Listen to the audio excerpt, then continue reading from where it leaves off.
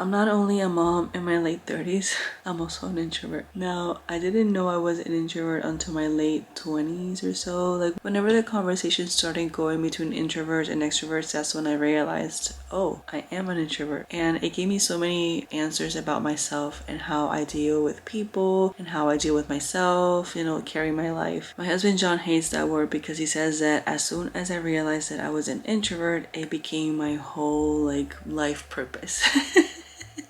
Like everything is, oh, it's because I'm an introvert. And I mean, it is true. It gave me so many answers that it made me feel better with myself, and I maybe accept myself a lot more. It gave me an answer as to why I hate so much small talk. Like, you can't just come to me and say, oh, the weather's nice. Like, really? Better yet, let's talk about why are clouds gray if the water is transparent. And that's how deep in thoughts I like to be. I just want to be with myself. Like, even if the outside world thinks I'm silent, girl, there's a whole conversation in this brain. Like, I never feel like there's silence.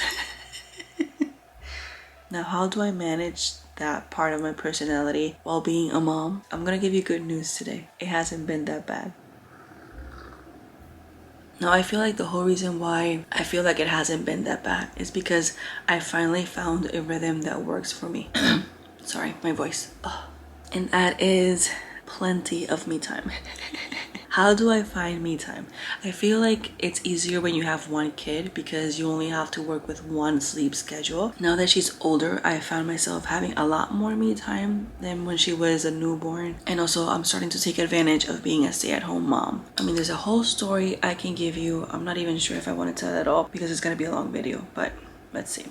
Alright, let's go for the long ride. So I lived both sides of the spectrum, right? I have been a working mom and now I'm a stay-at-home mom. So I can give you a perspective of both worlds, right? As an introvert, being a working mom was the best because I got to be myself while being a mom. And with some personalities, that works amazing and I can understand that. However, I'm a mom with 0 to minimal village. Like, I can count with... I probably shouldn't even count, but I don't have a village. I don't have a village, which makes things really hard. So in maternity leave, I had to make the decision of getting my kid in daycare. But when I started calling, I realized that that was out of my budget. Like, no matter how much of financial stability I could reach, it was still too much for me. Now, I do have to tell you another story about why at that time I was a part-timer instead of a full-timer and why I wanted to change careers at that point in time when I had dailies. So hopefully I can make that video soon, but I digress. While I was in maternity, I realized that my salary and my husband's salary did not cover daycare costs. We were talking about between the $800 and $1,000 per month for an infant, and I couldn't bat that out.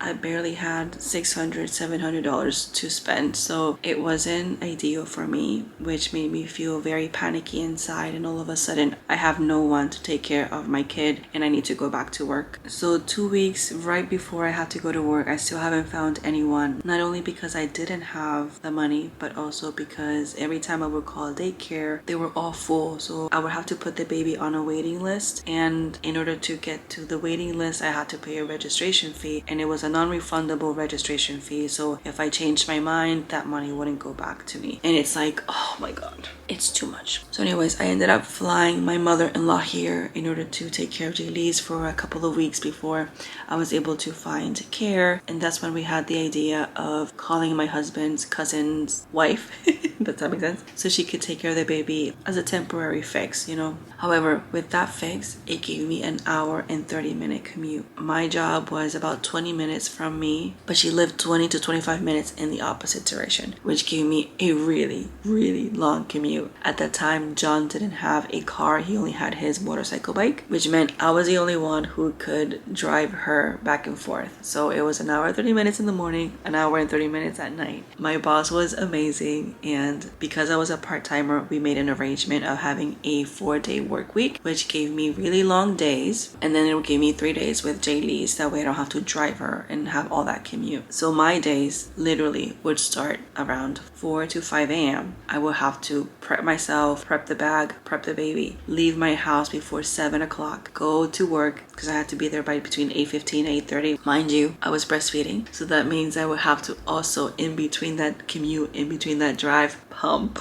so I could keep up with the supply. And then I would work all day for like from 8:30 to 5:30, and then after that, you know, I would have to go and get my kid. Got home between 7 p.m. and after that, then my other job started, right? I had to cook if I had needed to cook. I needed to get the bag, make sure that she had food for the next day. Then when she started eating, like after 6 months she started eating, then I had to go and, you know, prep her little baby food. I used to do baby food at home, so I had to like prep her food, prep everything, let back for the next day, give her the bath time, do my bath time, go to sleep, start all over again for 4 days straight. And as I'm telling you this, I'm already stressed out. It's early, I know. My voice is cracking. However, I loved the commute. I never complained about that commute. It was a really long commute, but that was my me time. That was time where I can just listen to music, be deep in my thoughts, you know, think about whatever I wanted to think about, you know. I feel like a really nice balance between both worlds, and it wasn't too bad. But the thing is, it wasn't sustainable, of course. After 4 days of 12-hour work weeks, barely sleeping because Jaylee's would, you know, was breastfeeding, so she would wake up in the middle of the night and I had to feed her during the night. That's when we started co-sleeping, because at first she wasn't co-sleeping. I only had the bassinet next to my bed, but she always had a really good sleep. I could just put her there and she'll be fine. But that was during maternity leave. I could manage that better because I could take a nap during the day if, you know, I was too tired. But when I started working, there was no naps in between. And that's when I started co-sleeping so she could still breastfeed while I take some rest. And that's when I started to learn how to function between 3 and 4 hours sleep. And that was tough. It was tough. But because I still had that me time about, you know, showering in the morning, getting ready in the morning, having a long commute where I can just listen to music, I felt good. I don't know how to explain it, but as an introvert, that commute was perfect. And I love to drive too. That's another thing. Now, fast forward to when I first became a stay-at-home mom, it was a brutal shock. A brutal shock.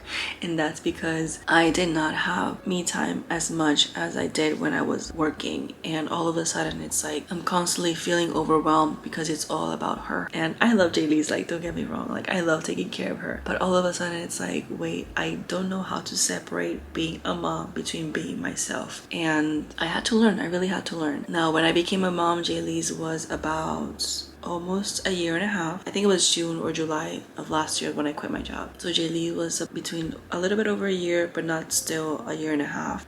So at that stage, they're still pretty much dependent of you. They're trying to learn how to be independent, but you know, she's always been kind of like pushing into in the independent side, but she still needs me, you know. So that was tough, like all the feedings, like of real food, not just baby food, like real food, all the diaper changes, all the like bad sleeping schedules, like it was just a mess. Now that she's 2, it's actually better because I found what works for me. And so what works for me is waking up early in the mornings. Normally, because I used to work and wake up very early, I was like, oh, now I don't have to wake up early, so it's easier for me. I can, you know, stay in bed. But I soon realized that that wasn't working because then I didn't have some me time. So this is what I do. I know it's not for everyone, but I manage her schedule late, right? So she would wake up around between 10 and 11, and then we will go to bed like late between 10 and 11 at the same time. So it's more like a 12-hour day. So I have 2 windows of when I can take some me time. Is either if she's really, really tired that night and she can sleep without me, then I would stay up until later. So then I will go to bed around 2 or 3 in the morning. That will give me some time to just do nothing, like absolutely nothing, and I like it. But if not, and this is the one that works the best, is I will go to bed with her. She sleeps with me. She still co-sleeps because she's still breastfeeding. And then John wakes up around 6ish, so he would take a shower and, you know, get ready for work, and that would actually wake me up sometimes. Not if I'm really, really tired, like that won't happen, but if I'm well rested, that will wake me up. So he always always gives me a kiss goodbye, and with that kiss I'll just wake up. So he'll leave and then I will wake up and do my skincare routine, my me time, and all that stuff. Now today I haven't done that because I wanted to talk to you, but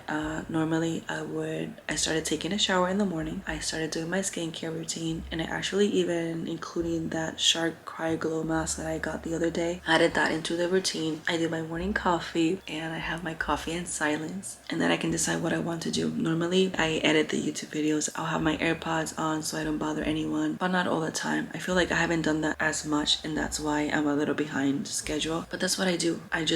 If I get hungry, I will have a sandwich. That way I don't do too much noise in the mornings.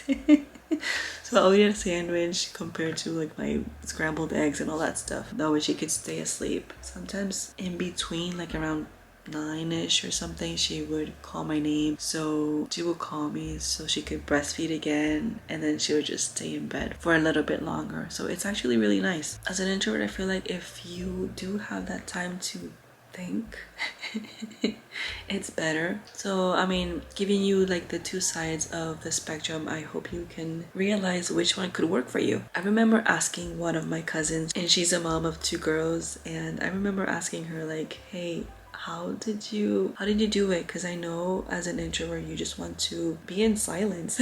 That's not gonna happen when you become a mom. And she told me, you know, the kids adapt. Kids adapt to your personality, and it's not too bad. And I was like, oh, I was really hopeful when I decided to become a mom. However, my kid is not as introverted. She's more extroverted. She's very social. She likes to go out. She likes to go play. She likes to meet people. She likes to just, you know, meet the world or see the world. And that part was a little bit shocking. But now that I'm a stay-at-home mom, that I'm not like dealing with people all day every day at work, it has given me a better tolerance for going outside and meeting new people, because I feel like being a stay-at-home mom with no village can be very isolating. And so, you know, introverts doesn't mean we hate people, you know, we just don't like superficial meetings, if that makes sense. Like when I meet people, I know it's gonna be either family, friends that I really like, and we could have like great conversations, and the deeper the conversation, the better it makes me feel.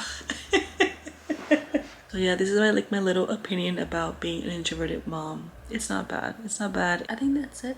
Let me know if you are an introverted or an extroverted mom, and how did you manage this beautiful chaos of being a mom. Thank you so much for watching, and I'll see you in my next video.